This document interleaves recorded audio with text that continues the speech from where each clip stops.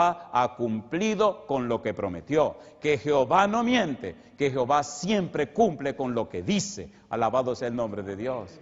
¿Cómo podemos hablar de un Dios todopoderoso? ¿Cómo podemos hablar de un Dios fiel cuando muchas veces vivimos vidas tan miserables? ¿Cómo es posible? Pastor, mire, esto es ofensivo. Eso me alegraría que se ofendiera, porque cuando uno se ofende, ¿reacciona o no? ¿Sí o no? Pero sermones van, sermones vienen y no reaccionamos. Tenemos que reaccionar. El tiempo es corto, el tiempo se acaba. La palabra levá también significa gozo, desánimo, aflicción, tristeza, alegría. Por eso esta palabra es el asiento de las emociones y también es el asiento del aspecto intelectual o inteligente o mental de los seres humanos. La mente de los antediluvianos estaba completamente corrompida, los sentimientos estaban completamente corrompidos, estaban completamente acabados. ¿Y qué hace Dios? Aquí comienza lo lindo de esta noche. En el libro de los Hechos, capítulo 16, versículo 14, en una mente que está tan dañada, que está corrompida, ¿qué hace Jehová? Me gusta Dios, me gusta su palabra, me gusta el trabajo y la obra del Espíritu Santo. En el libro de Hechos, capítulo 16, versículo 14, nos dice la condición del corazón humano. Dice el versículo 14, entonces una mujer llamada ¿cómo? Lidia, vendedora de púrpura de la ciudad de Tiatira, que adoraba a Dios, estaba oyendo. ¿Y qué dice ahora? Y el Señor abrió, ¿qué cosa? El corazón de ella, ¿para qué? Para que estuviese atenta a lo que Pablo decía. El Señor abrió su mente, el Señor abrió su entendimiento, el Señor la habilitó y la capacitó para que comprendiera el mensaje de Pablo. El Señor iluminó su ser, toda su mente, su hombre interior, para que ella comprendiese la verdad. El enemigo está colocando muchas tinieblas en la mente de mucha gente. Hace algunos años tuve que bautizar a una persona que se ganaba la vida asesinando a otros. Estaba en la cárcel, su novia, es una historia bien larga, su novia ya la habíamos bautizado, había tenido un historial delictivo bien feo, y cuando él salió de la cárcel, pues quiso venir donde su novia. La novia le dijo, no, ya yo soy una mujer cristiana. ¿Cristiana tú? ¿Sí? ¿Cómo que cristiana? Ven conmigo a la iglesia. Así que vinieron a la iglesia de Betel, una ciudad que se llama Santiago. Y entonces aquel caballerito empezó a escuchar los temas. Y por la gracia de Dios, el Espíritu le abrió la mente. Y entendió. Y una noche pidió hablar conmigo. Y me preguntó, oiga pastor, yo quiero hacerle unas preguntas. ¿Cómo no? Déjeme contarle quién soy yo, cómo me he ganado la vida, para ver si usted cree que Dios me puede perdonar. Entonces comenzamos a hablar, se quitó los botones, se abrió la camisa y me mostró el pecho y tenía muchas cicatrices en el pecho. Me dice, ¿usted ve esto? Sí. Esto fue una vez que me dieron 37 puñaladas. Le dije, wow, pero usted es bravo. Dice, no fue por bravo. Yo me he ganado la vida matando gente. Y una vez maté a un muchacho y después el papá y sus hermanos me agarraron, me tiraron al suelo y con cuchillo, cada quien me acuchilló todo lo que le dio la gana. Y no morí, pero seguí mi trabajo. Primera vez en mi vida que yo vengo a una iglesia. Y esto que usted está predicando, yo lo entiendo. Y ahora siento como la necesidad de que Dios me perdone. Ahora siento la necesidad de cambiar. Yo nunca había sentido la necesidad de cambiar. Yo maté a muchísima gente.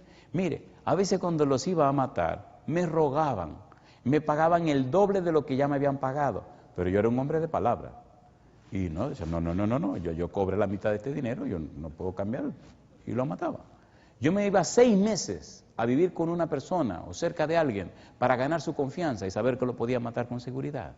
Usted no sabe el daño que yo he hecho. ¿Usted cree que Dios me pueda perdonar?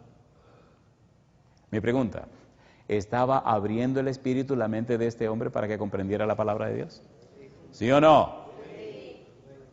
¿Tenían los antediluvianos la mente cerrada a la palabra de Dios? ¿Sí o no? Hay un tema que vamos a estudiar que dice, y no entendieron. ¿Qué quiso decir Jesús cuando expresó que en la época actual, como los antediluvianos, no entendieron? Ya hablaremos de eso. Pero gloria a Dios que este hombre pecador entendió. La noche que lo estaba bautizando, me llamó la atención el día de la junta, donde comencé a comentar quién era el caballero y a qué se dedicaba. Los hermanos se asustaron. Y la noche que lo estábamos bautizando fue una noche gloriosa. Cuando lo vi bajando la escalera, él venía llorando y sonriente, venía muy nervioso. Cuando entró al bautisterio, recuerdo que llorando me miraba y se sonreía y me abrazó. Le dije, tranquilo, mi hijo, tranquilo. Oramos, lo depositamos debajo del agua, lo subimos. Una sonrisa radiante, se aferró y empezó a llorar, a llorar, a llorar, a llorar.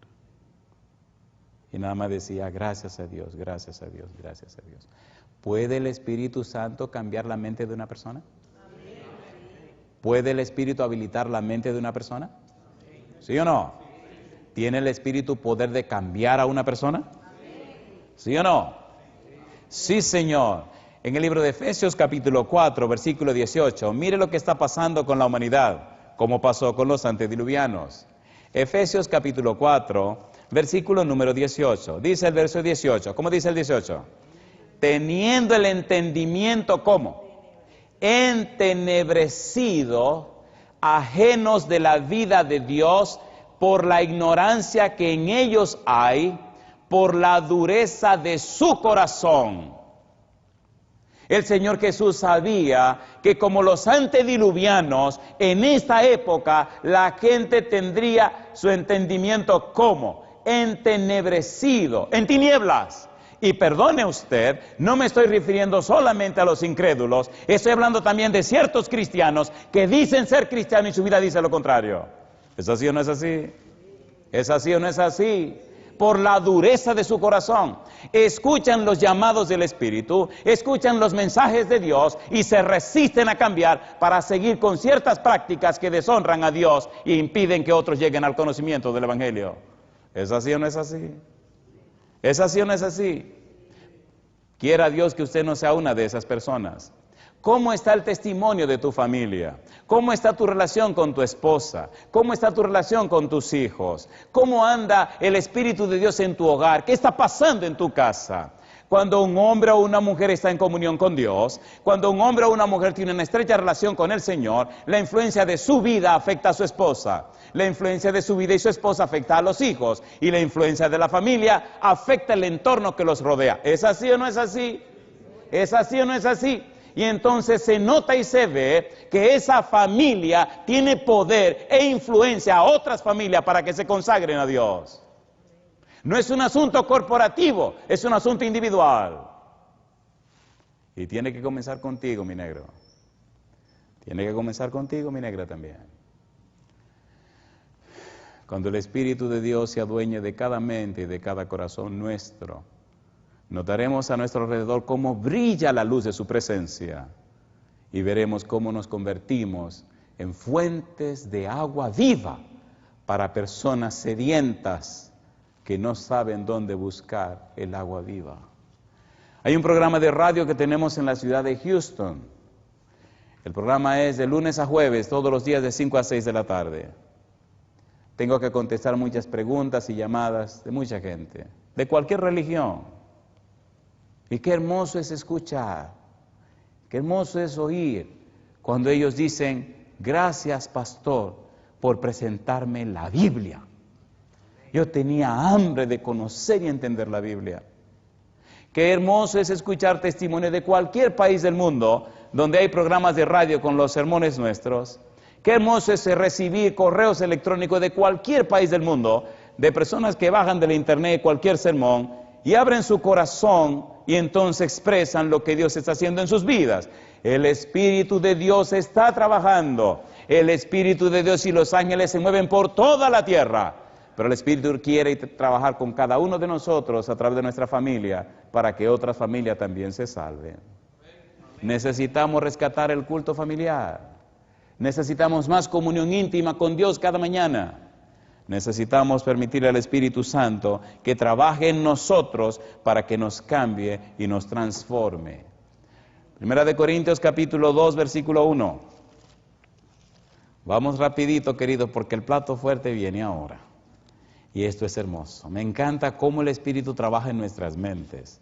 Primera de Corintios capítulo 2, versículo 1. Dice el versículo 1, Primera de Corintios 2, 1. Así que, hermanos, cuando fui a vosotros para anunciaros el testimonio de Dios, dice Pablo, no fui con excelencia de palabras o de sabiduría. Versículo 4. Y ni mi palabra, ni mi predicación fue con palabras persuasivas de humana sabiduría. ¿Y qué dice ahora? Sino con demostración del Espíritu, ¿y qué más? Y de poder. Una familia cristiana ordenada, una familia en comunión con el cielo, una familia sincera, una familia humilde, una familia colocada en las manos de Dios, sin pretensiones, recibe el poder y la presencia del Espíritu Santo. Y eso inspira a otras familias. Recuerde, Dios quiere salvar las familias. Versículo número 5. Para que vuestra fe no esté fundada en la sabiduría de los hombres, sino, ¿dónde? En el poder de Dios. Cuando usted le da cabida al Espíritu Santo, cuando usted le permite al Espíritu de Dios trabajar en su mente, entonces comienzan a ocurrir cosas que son increíbles. Cuando el Espíritu de Dios puede trabajar en ti, empieza a revelarte su palabra, los conocimientos que Él ya dio a conocer. Versículo 7. Mire lo que dice el versículo 7. Más hablamos sabiduría de Dios, ¿en qué cosa? En misterio, la sabiduría oculta, la cual Dios predestinó antes de los siglos para nuestra gloria. Pregunto, si hay una sabiduría de Dios, entonces tiene que haber una sabiduría de Satanás, ¿o no? ¿Sí o no? A ver, ¿sí o no? ¿Y cómo es la sabiduría de Dios? En el libro de Santiago, en el capítulo 3, vamos rapidito, Santiago capítulo 3 establece claramente cómo es esta sabiduría de Dios. Cuando un hombre o una mujer permite que el Espíritu trabaje en su mente, cuando empieza a encaminarse en el conocimiento de la sabiduría de Dios, en su palabra, cuando empieza a llenar su vida con la palabra de Dios, cuando empieza a comulgar con el Espíritu Santo, cuando empieza a llenarse del agua de vida, entonces en su vida empiezan a verse estos perfiles. Dice el versículo número 17, Santiago 3:17, pero la sabiduría que es de lo alto es primeramente ¿cómo? Pura. ¿Qué pasa con la humanidad de hoy? Hasta para anunciarle un jugo le ponen una mujer desnuda, ¿sí o no? ¿Sí o no? ¿Sí o no? Eso es vergonzoso. Todo es una mujer desnuda. Freud se ha hecho el rey de este siglo. La sabiduría que viene de lo alto primeramente es ¿cómo? Pura. ¿Qué sigue diciendo? Después pacífica, amable, benigna, llena de misericordia y de buenos frutos, sin incertidumbre ni hipocresía. Si papá está recibiendo esa sabiduría, refleja estos perfiles. Si mamá está recibiendo esta sabiduría, refleja estos perfiles. Si los hijos están mirando esa sabiduría, reflejan esos perfiles. No importa que el mundo se esté yendo a pedazos. No importa cuán mala esté la humanidad. El mismo espíritu que sostuvo a Noé sostendrá tu familia y tu vida también. ¿Sí o no? Dios no ha fracasado, la humanidad fracasó. Dios no ha rechazado a sus hijos, los recibe con los brazos abiertos. Y yo les pregunto, ¿necesitamos la unción del Espíritu Santo? ¿Sí o no? ¿Necesitamos el poder de Dios para que cambie nuestra vida? ¿Cómo podemos ser tan indiferentes a la salvación de nuestros hijos? ¿Cómo es posible, querido papá, cómo es posible, querida mamá, que siga con esas cosas ocultas que arriesgan tu salvación y la salvación de tus hijos? ¿Cómo es posible? Eso es increíble. Eso es completamente increíble.